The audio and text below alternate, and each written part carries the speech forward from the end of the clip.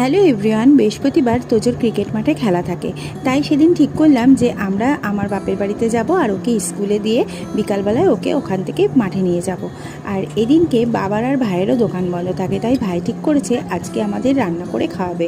এদিকে তোজোর চিকেন আর আমাদের চিকেনও বসিয়ে দিয়েছে ভাই।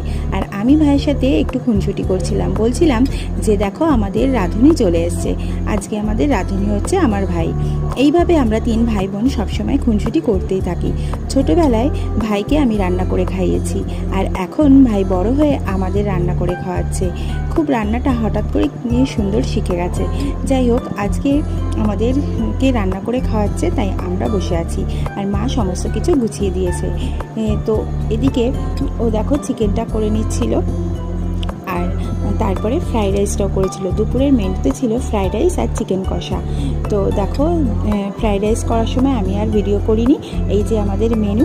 আর তারপরে তোজোর মাঠে নিয়ে গিয়েছিলাম বিকালে, আর এই যে ডিডিএমসির মাঠে একটা রানার আপের মেমেন্টো পেয়েছে ওরা খেলায়, তাই সেটা এখানে মাঠে সাজিয়ে দিয়েছে।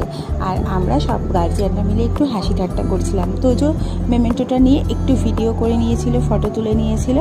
আর তারপর সন্ধেবেলায় খেলা শেষে আমরা আমার বাড়িতে গেলাম, আর সেখান থেকে তোজোর স্কুলের ব্যাগ, ক্রিকেট ব্যাগ নিয়ে আমরা গেলাম আমার বাড়িতে। ভিডিওটি কেমন লাগলো অবশ্যই